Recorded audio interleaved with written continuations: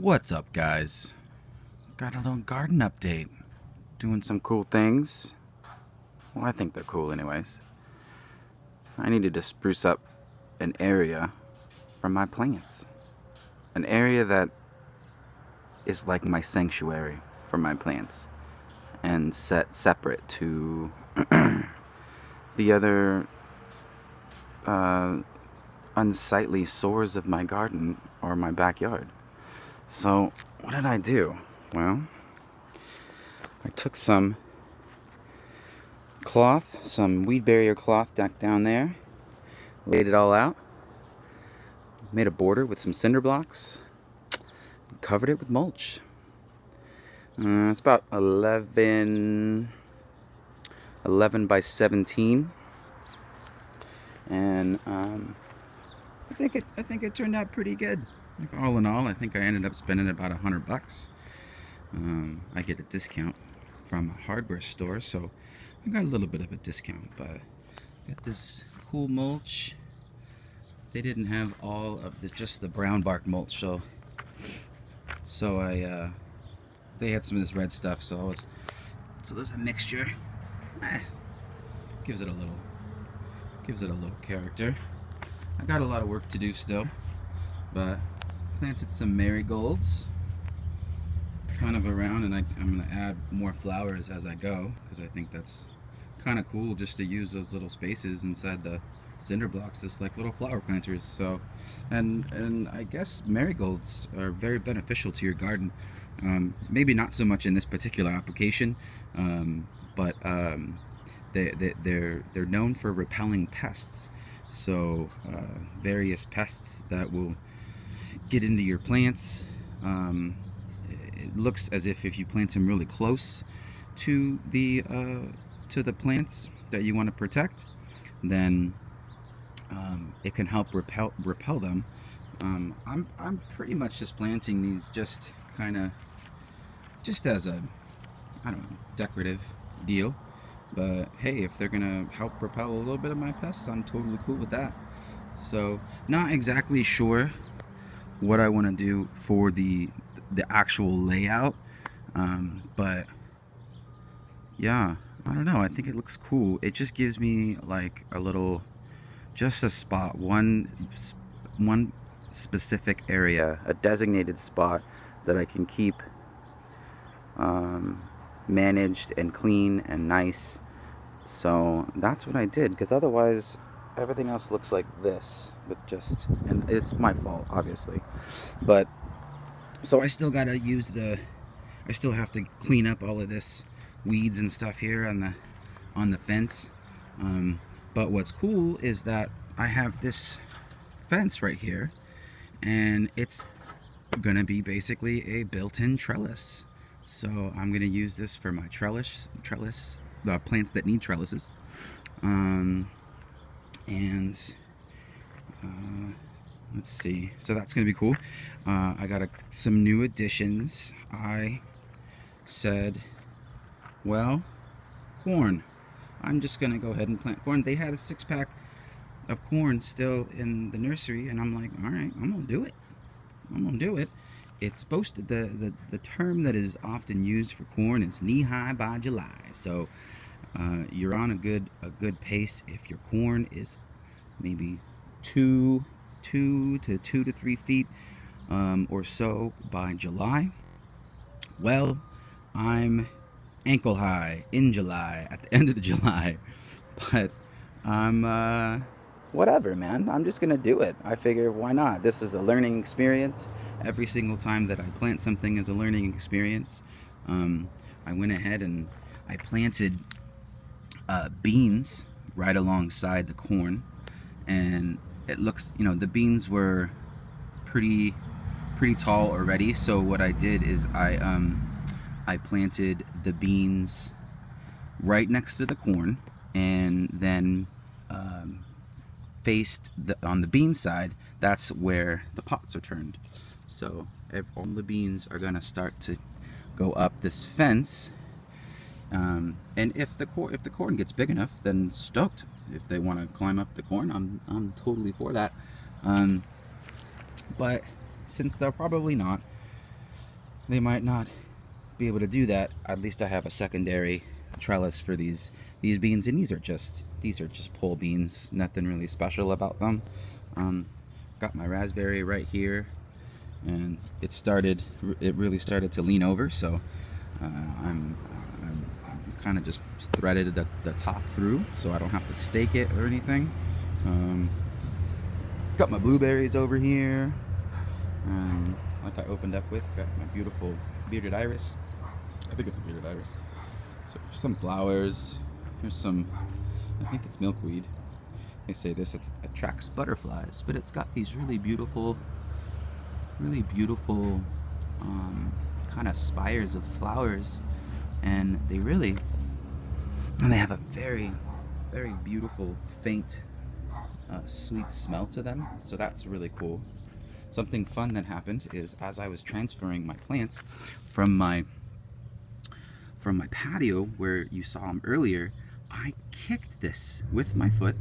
That's a barrel cactus, and it hurt like a mofo. Like a mofo. Really hoping I don't get any sort of infection by the barbs going in there, but we will see. I'll be monitoring that.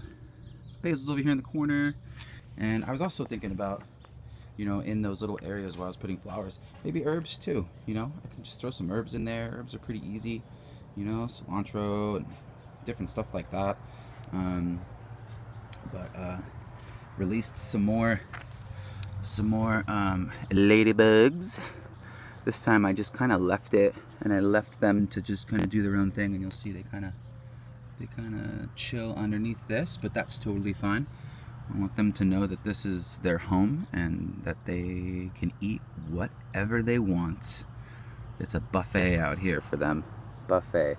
And so they're making their way to different plants in different areas, which is totally cool. Also have the praying mantis that are around. They'll usually be, here's one, underneath a leaf. If that's gonna focus. You gonna focus? No? You no focus? Well, it's not gonna focus, but you can kind of see it. It's there.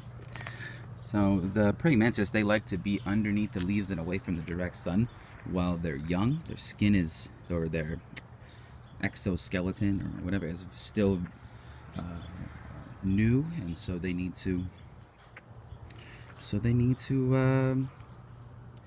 kind of get hardened off, I guess. So what else is going on? Obviously nothing has really happened with my peppers. I have plenty of blooms. I have lots of blooms on this guy, and some blooms are coming, but blooms don't always mean that your plant is in good health.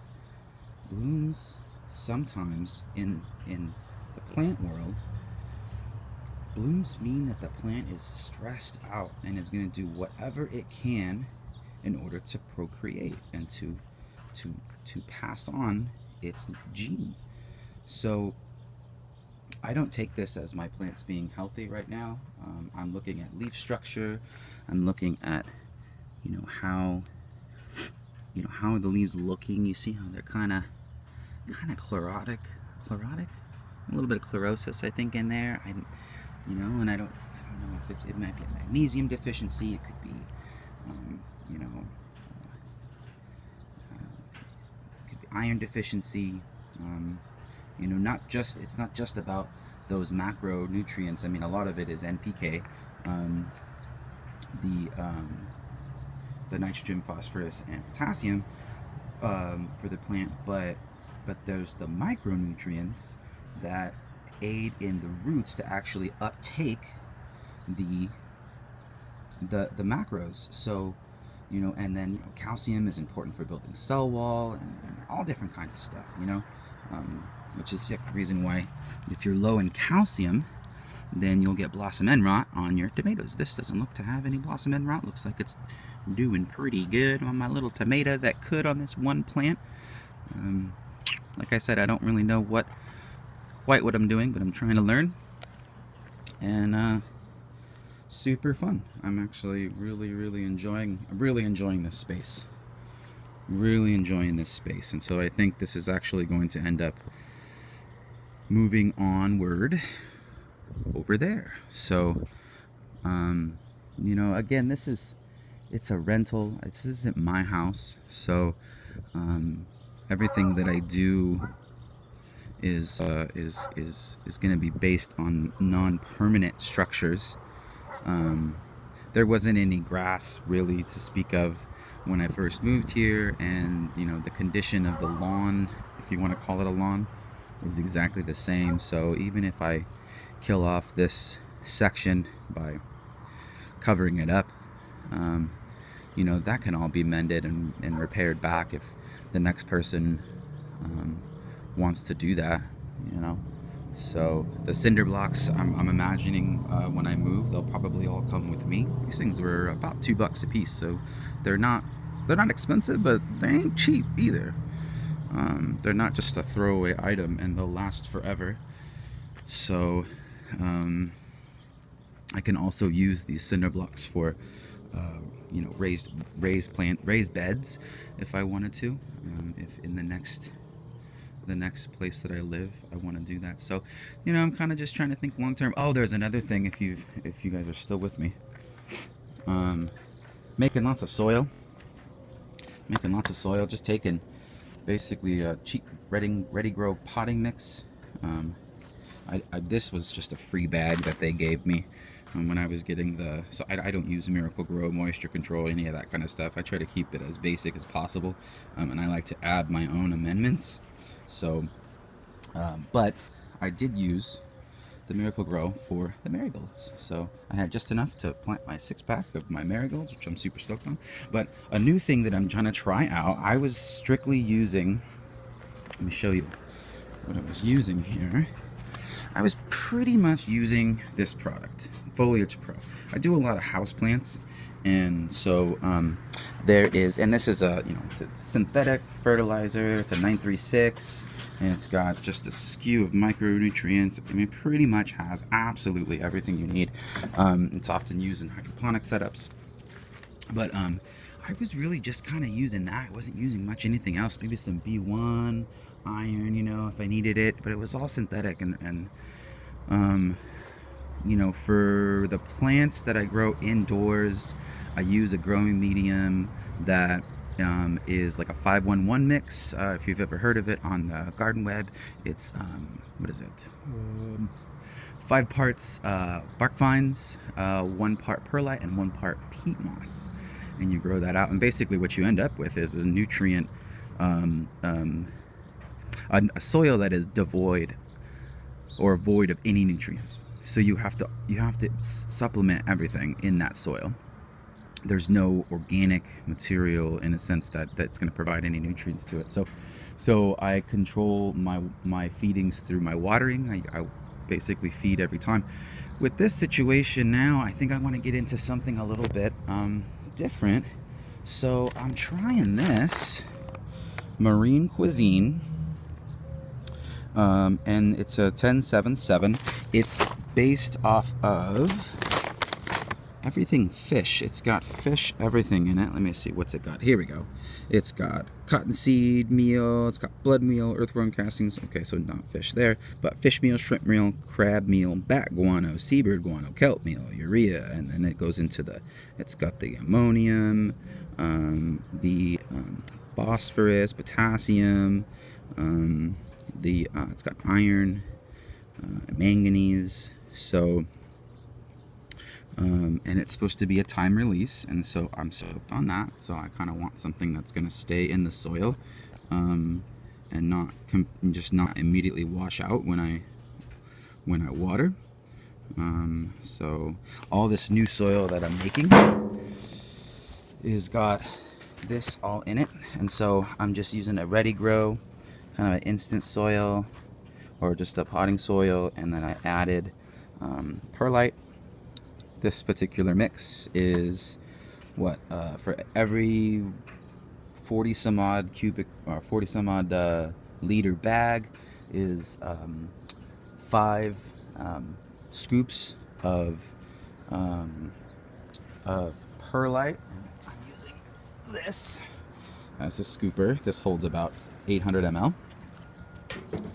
And then using 5 or so, a little bit more, maybe 5 and a pinch of the marine cuisine in there, and so we'll see how that turns out. You know, the Betty grows pretty cheap, so anyways, that's what I got going on here. Like I said, I got a lot of work. I got some cucumber, what are these? Lemon cucumbers to plant. And I'm gonna put those, I don't have enough soil to get all of them planted right now, so I need to go to the store, get some more soil, make some more mix, and I'm gonna plant those right where all that reed is. That needs to be all cleared off. And then, and I'm gonna plant those right there so they can grow up on the little trellis there. And that's what I got going on. So I'll, if anything else changes, I'll give you guys an update. If you are so interested, please leave me a comment of any sort of help and guidance you can give me. I am completely open, and I want to learn. So take it easy, guys. Peace out. Have a good day.